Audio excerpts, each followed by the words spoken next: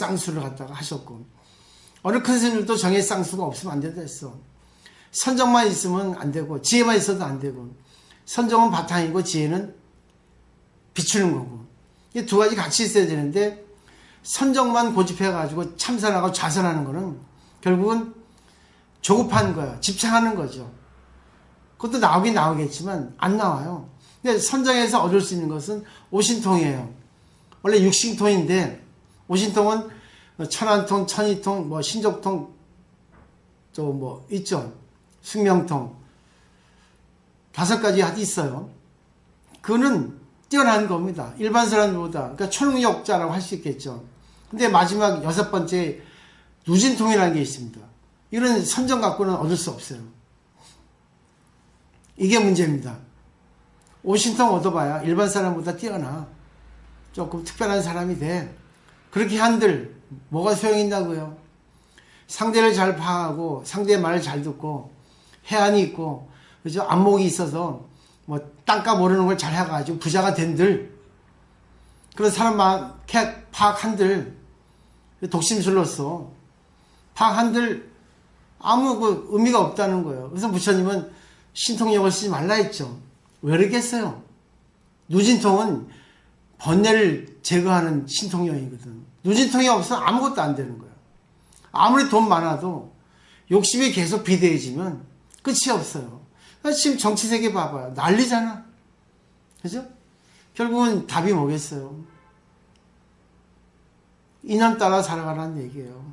너무 네 마음대로 하려도 하지 말고, 또 너무 무기력하게 살지 말고, 그때그때 따라서 이념 따라 살아가라. 가장 알기 쉽게 예를 들면 그래요. 자식이 학교 안 가요. 그러면 자식이 학교 안 가는 원인을 찾아요, 사람들은. 불교는 원인 찾는데 그거는 조금 부족한 불교입니다. 원인 없습니다. 자식이 학교 안 가는데 원인이 있을 것 같아요? 있어요. 학교 친구가 못 살게 왕따 시켜서 가기 싫어. 선생이 미워해서 가기 싫어. 근데 그 원인을 없앴다 하더라도 학교를 가겠어? 모르죠. 또 다른 일이 일어나겠죠. 원인이라는 것은 한두 가지가 아니에요. 어느 마지막 원인을 찾았다 하더라도 그것만이 원인이 아니거든. 결국 학교 안 간다고 하는 그런 결과, 고는 결국은 뭐예요? 진리야. 그래서 고제를 하는 거예요. 그럼 결국은 뭐예요? 학교 안 갈래? 그럼 가지 마요. 그럼 쉬어. 내가 가기 싫으면. 갔으면 좋겠는데 네가 가기 싫으면 생각해봐. 엄마가, 부모가 자식 입장 대주고 자식하고 이렇게 하나가 돼서 얘기하면 선정이 되죠. 그 얘기하는 가운데, 선정이 돼서 얘기하는 가운데 상대가 얘기해 주는 것 가운데 답이 있어. 그러면 상대가 그 마음을 열어서 답을 얘기해 주는 그걸 듣고 엄마의 지혜가 생기죠. 이게 답이야. 이게 중도라고. 그래서 선정이라는 게 결국 뭐예요? 욕망을 버리는 거예요. 아무리 좋은 욕망도, 학교를 가게 하는 것도 좋은 욕망이에요. 근데 학교를 가게 해가지고 자식이 학교 갔어요. 그 다음날 자살했어. 제가 옛날에 용호동 포교당에 있을 때 참 그래요. 6학년이지 중학교 2학년이지. 13층 아파트에서 뛰어냈다는 거야. 엄마가 응접실에 있는데 자식이 베란다 그 창문 열고 뛰어내렸다는 거야. 그게 놀래가지고. 왜 자살하겠어요? 자기 생각대로 안 되는 거야. 근데 자식은 정신이 미성숙돼가지고 자기 생각대로 자기를 갖다 컨트롤할 수 없거든. 인간도, 어른도 그러잖아. 공부한 사람도 안 돼. 욕망 때문에. 그럼 어떻게 해야 되겠어요? 냅두면 돼, 그냥. 그래, 네가 힘들어. 뭐가 힘들까? 그래. 네가 힘든데 좀 쉬어라. 네가 알아서 하겠지. 얼마나 힘들면 그러겠니? 그러면 보세요. 내 욕망을 내려놓으니까 선정이 된다고. 테크닉 같은 거는 아무 필요 없어요.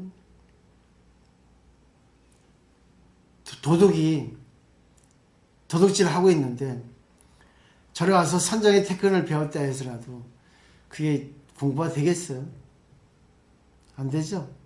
결국은 잘 봐셔야 돼. 가만히, 물론 그것도 필요하지 않지는 않아. 근데 중요한 거는 선정을 해서 지혜가 나와야 되는데 지혜가 나오지 않으니까 부처도 고행을 했잖아. 종교의 고행은 기본이에요. 예수도 40일 단식했고.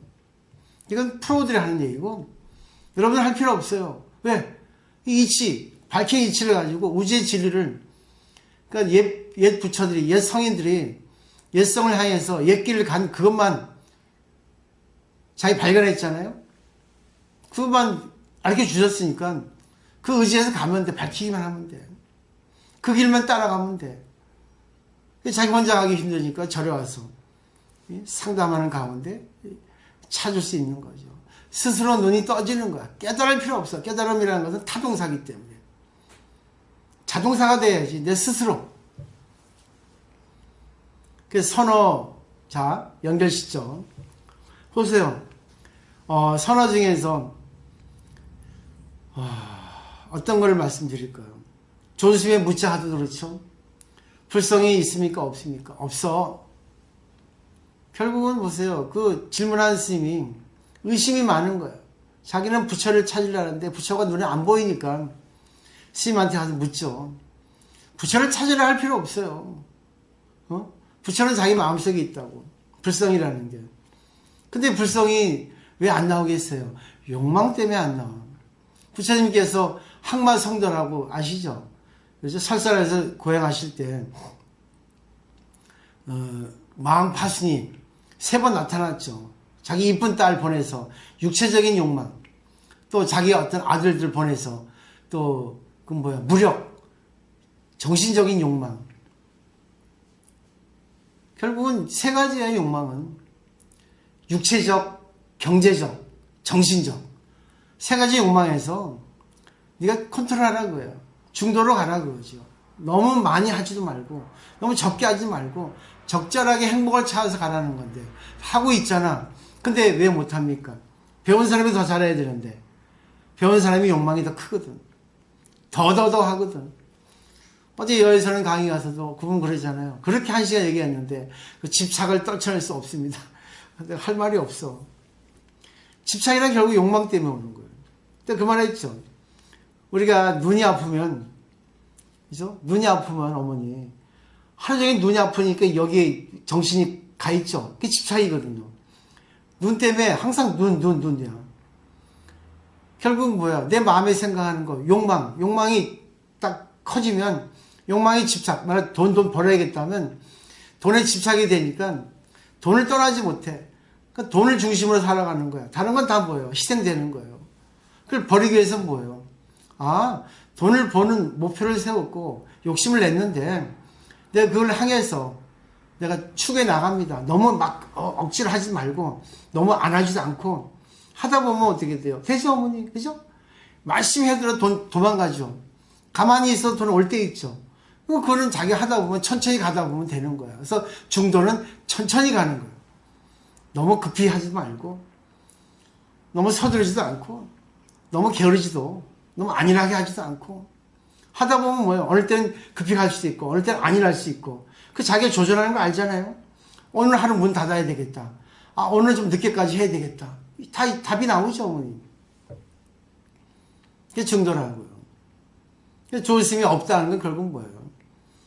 야, 이거사 없어. 네가 있다고 항상 고집 집착하잖아. 집착을 내려놔. 없어 하는 거예요. 반대로. 패러독스죠. 그 조심이 없다는 건 뭐야? 있기도 하고 없기도 해. 네 마음에 부처가 있기도 하고 없기도 해. 결국 있기도 하고 없기도 하는 걸 초월해서 네가 한번 봐봐. 네 마음을 선정으로 만들면, 공으로 이렇게 무장을 하면 거기에 욕망이 조절돼. 그런 가르침 아니겠어요?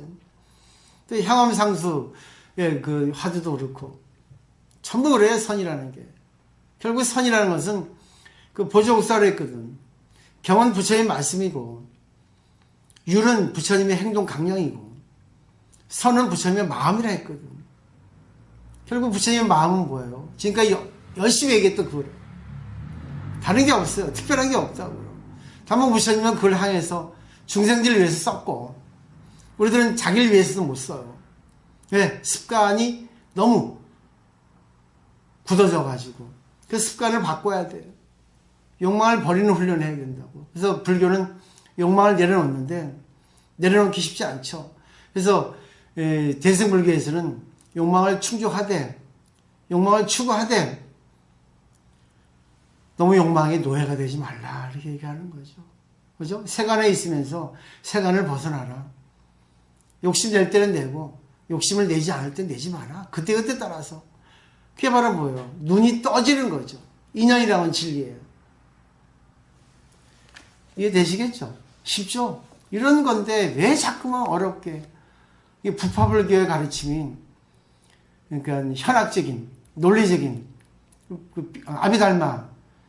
아비달마는 법론 그러니까 법에 대해서 논을 쓰는 것이 아비달마거든요. 이거는 그 대해서 그러니까 달마는 뭐 법이죠. 진리에 대해서 어떤 학술적으로 탐구하는 거예요. 그러고 거기다 논 쓰는 거예요. 학자들이죠. 스님들이. 대단해요. 근데 너무 현학적인 거라. 너무 동떨어진 거라. 철학적인 거지. 철학도도 진짜 철학가들은 철학은 일상이 있다 하잖아. 일상을 떠나서는 아무것도 없어요. 보시고 그 다음에 보세요. 마땅히 알라 선어가 곧 불사며 불사가 곧 선언이라. 됐죠? 둘이 아니란 얘기예요. 일상을 떠나서는 불교는 없어요. 선도 그래, 참선도 그래, 자선도 그래. 할 필요 없어. 근데 그거를 있잖아 방편으로 내세웠는데 그런 프로페셔널한 스님들을 할 것이지. 물론 기본적으로 할 필요는 있어. 근데 그것에 전념해가지고 그건 노예가 되고 집착하잖아. 벗어나지 못하잖아. 그죠? 따로 있잖아. 일상에서 공부를 찾아야 돼요. 그 다음에 능히 행하고 능히 알면 사람에게 있고 법에 있지 않음이니. 너무나 멋있죠? 내 마음에 법이 있다는 거예요. 법이 여기 있어요. 서장이 여기 있죠? 근데 여기 있으면 뭐예요? 내가 서장을 책을 보고 이 안의 내용을 내 마음과 적용시켜서 내 마음속에 있는 걸 깨달아야지. 아니 스스로 발견해야지 마음을. 뭘 깨닫기는. 그 다음에 만약 다시 이속을 향해서 같음을 찾고 다름을 찾은 즉 보세요. 이것이 틀리고 이것이 같고 이것은 빈주먹 손가락 위에 실다운 견해를 내며 근경법 가운데 헛되이 개교합니다. 그래요. 자기 마음속에 전부 다 있다는 거야. 쓸데없이 밖을 향해서 보지 마라. 우린 그래요. 항상 밖을 향해가. 우리 눈 구조가 보세요. 예? 눈. 180도 앞에만 보잖아. 눈. 자기를 못 봐요. 거울을 보라는 거야. 수행자는. 거울에 비유가 많잖아. 귀도 그래요. 남의 소리만 듣지 자기 소리는 못 들어. 그죠? 그래서 선화에서는 회광반조, 반문 공부하라. 그랬습니다. 회광반조는 보는 빛을 돌이켜서 네 봐라 그럽니다. 여기 보는 빛을 돌이켜서 이 내용을 내 마음속에 비춰봐라는 얘기거든. 반문 공부도 듣는 것을 상대의 얘기라 듣지 말고 이 마음에 돌이켜가지고 네 소리라고 들어라. 이게 반문 공부거든. 부처님의 눈이 뭐예요? 반만 뜬 거예요. 귀가 큰 거예요. 이 도리를 아셔야 됩니다. 그 다음에 보세요. 마치 물러가면서 앞으로 감을 구하는 것 같아요.